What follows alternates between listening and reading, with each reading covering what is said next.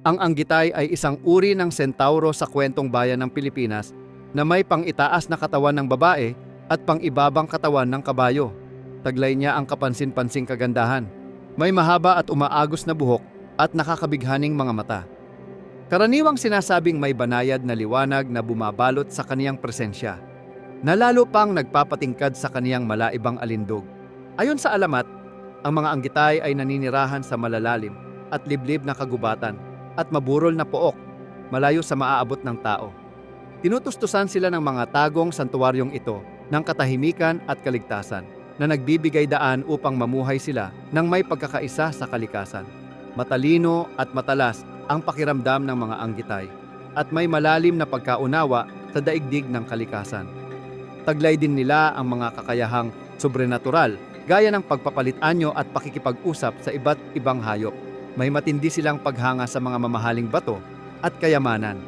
Lalo silang naaakit sa mga brilyante, ruby at esmeralda na iniipon nila sa kanilang mga tagong lungga.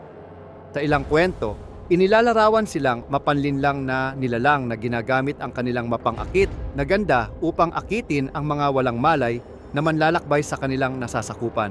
Saka sila lilinlangin at pagnanakawan.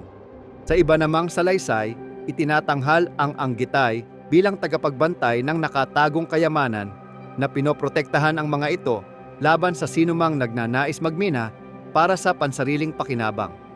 Sinusuri nila ang hangarin ng sinumang pumapasok sa kanilang teritoryo. Ginagantimpalaan ang may malinis na puso at pinaparusahan ang sakim.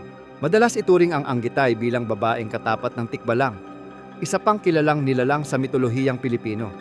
May mga kwentong nagsasabing nagtutulungan ang anggitay at tikbalang upang makamit ang kapwa nilang layunin, tulad ng pagbabantay sa nakatagong kayamanan o paglikha ng kaguluhan para sa mga nararapat. Sumasagisag ang anggitay sa ugnayan ng tao at ng kalikasan, ng karaniwan at ng mahiwaga, at patuloy na naipapasa ang kanilang alamat mula sa linlahi hanggang sa linlahi.